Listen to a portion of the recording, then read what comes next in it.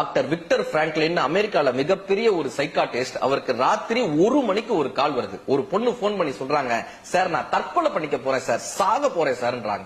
உடனே அவர் சொல்றாரு, பதட்டப்படாதம்மா, இப்படிலாம் யோசிக்காதம்மான்னு வாழ்க்கையை பற்றி, வாழ்க்கையினுடைய தன்னம்பிக்கையை பற்றி எல்லாம் பேசி அந்த பொண்ணுடைய பிரச்சனைய கிட்டத்தட்ட 3 மணி நேரம் அமர்ந்து கேட்கிறாரு.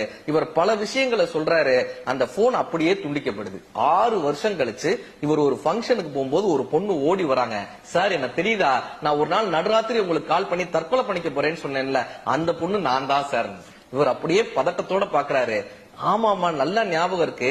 நான் தன்னம்பிக்கையை வளர்க்கறதுக்கு 12 பாயிண்ட் சொன்னேனே, எந்த பாயிண்ட் உன் மனசை மாத்துச்சுன்னு.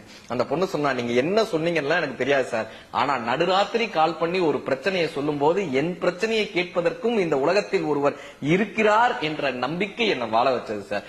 என் பிரச்சனையை சொல்லும் போது நீங்கள் கேட்ட மாதிரி மற்றவர்களுடைய பிரச்சனையை கேட்கக்கூடிய செவியாக என் செவி இருக்கட்டும்னு எனக்கு தோணுச்சு சார். இந்த உலகத்திற்காக துடிக்கக்கூடிய இதயமாக என் இதயம் இருக்க